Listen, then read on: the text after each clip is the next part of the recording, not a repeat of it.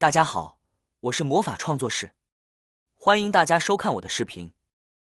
在我们的日常生活中，菜刀是厨房中使用频率极高的工具。然而，随着使用次数的增加，菜刀不可避免的会变钝，影响我们的使用体验。当菜刀变钝时，一时又没有磨刀石，该怎么办呢？别着急，今天就为大家介绍几个实用的小方法，无需花钱请师傅磨刀，也不用额外购买磨石，借助家里常见的小工具，就能轻松把刀磨得锋利如新。我们都知道，用钝刀切姜时，姜很容易出丝，就像我手中的这把刀，现在已经很钝了。切姜的时候明显感觉吃力，观察姜的切面，会发现它非常不光滑，布满了姜丝，这就是钝刀切割的结果。那么如何解决这个问题呢？接下来就为大家分享几个实用的磨刀方法。第一个方法，首先准备一支牙膏，将大约3厘米的牙膏挤在刀锋处，然后准备一把软毛牙刷，用牙刷将牙膏均匀地涂抹在刀锋上。牙膏中除了含有表面活性剂，能够提亮刀的光泽外，还富含一种特殊的物质研磨剂。这种研磨剂能够起到很好的摩擦作用，在磨刀时加入牙膏，会让磨刀的效果事半功倍。涂抹好牙膏后，先将刀放在一边静置备用。接着从家中找出瓷盘或瓷碗，选择磨砂质感、大小合适的，将其倒扣在桌面上。像有一定高度的瓷碗，是用来磨刀的绝佳选择，因为陶瓷盘子或陶瓷碗的底部通常会有一圈突出的地方，这一圈不仅非常硬，而且是磨砂质感，可以起到充分的摩擦作用。其原理和磨刀石类似，不同的是每家都基本具备瓷碗或瓷盘，无需单独购买。接下来在碗里面加入少许的食用盐，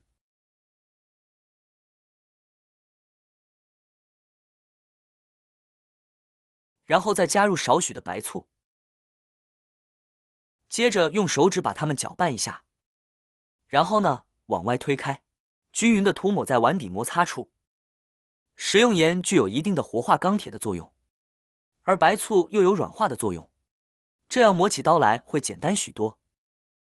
那么接下来就可以开始打磨了，就把刀刃贴着碗边，朝着同一个方向匀速用力就好，就像这个样子，一定注意不要来回拉扯，那样的话会因为推荐的力度不同而伤到刀刃，特别是对于新手而言，这是与使用磨刀时的不同之处。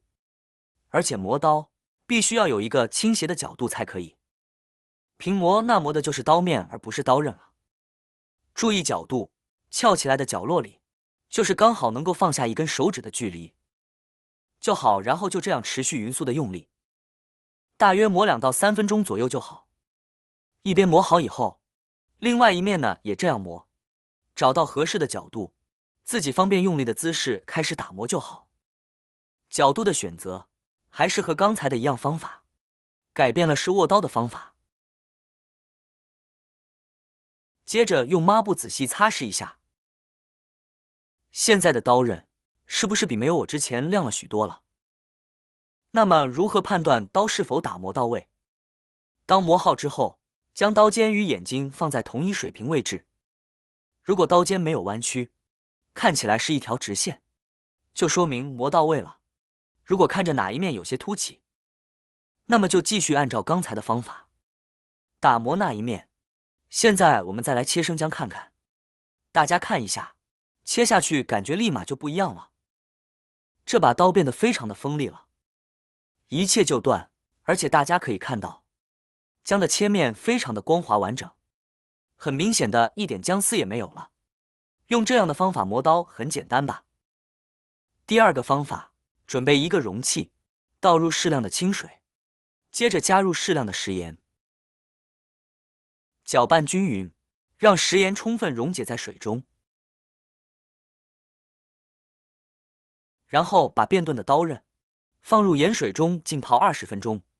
20分钟后，将刀取出，放在陶瓷碗上进行打磨。在打磨时，要注意两面都要磨，总共磨1分钟左右。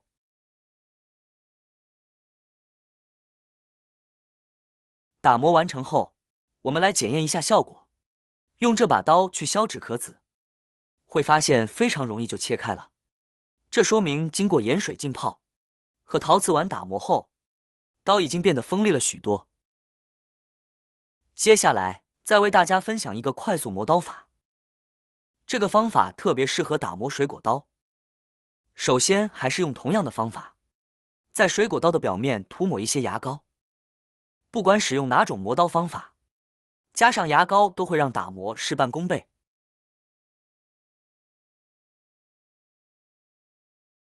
涂抹好牙膏后，让其浸润10分钟。10分钟后，取出家里用来拧螺丝的起子。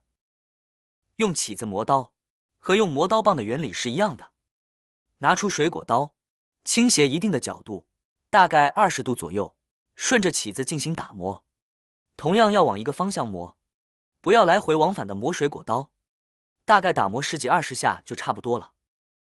相信去市场买菜的时候，卖肉的老板是不是切肉前都会用一根棒子打磨一会？这个方法就和磨刀棒的原理是一样的。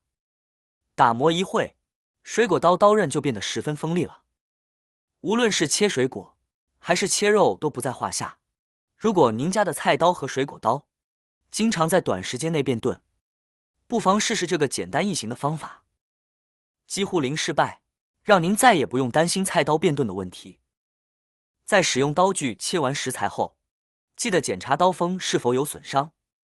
如果刀锋有问题，请及时进行打磨和修复，以确保刀具的锋利度。我们可以用刀具削纸壳，效果非常明显，削得如泥般顺滑，只需对准毛发用力一吹，刀具便能轻松削断。这个方法既简单又实用，值得一试。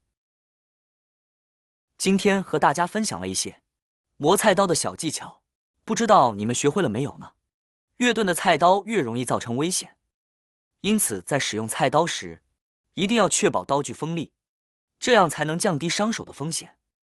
使用完菜刀后，我们也要注意清理刀面上的菜渣和肉渣，及时清洗这些残渣，不仅可以避免腐蚀菜刀，还能有效延长刀具的使用寿命。